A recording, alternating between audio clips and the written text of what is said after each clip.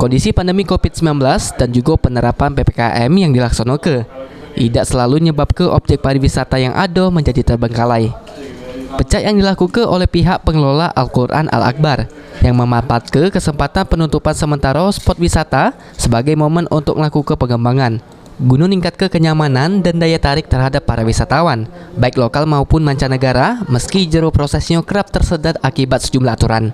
Syarkoni, pengelola Al-Quran Al-Akbar menjelaskan, pengembangan yang dilakukan berupa penambahan taman di lantai 3, sama penambahan sejumlah infrastruktur lainnya, yang kagetnya diharapkan pacak nambah daya tarik dan kenyamanan para wisatawan. Yang baru di Al-Quran Al-Akbar sendiri, Pak Ustaz, ada sesuatu yang baru?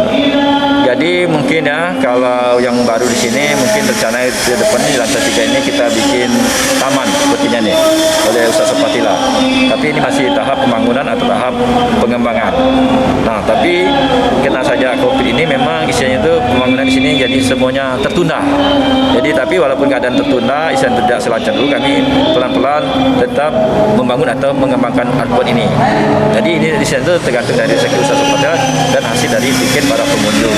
Jadi setelah masa COVID dan PPKM dilonggarkan ini, kami harapkan muslimin dan muslimat baik ada di Palembang, Kota atau dua daerah, mungkin marilah berkunjung ke Bait Al-Quran Al-Akbar, tapi tetap menjalankan prokes atau protokol kesehatan yang telah ditetapkan oleh pemerintah pusat ataupun provinsi Sumatera Selatan atau pemerintah kota.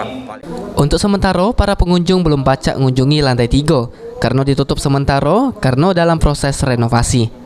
Namun jangan khawatir, pengunjung masih pacak nikmati Al-Quran Al-Akbar dari lantai 1 dan 2 dengan tetap merhati ke disiplin protokol kesehatan yang diberlakukan. Sandi Pratama, PAL TV.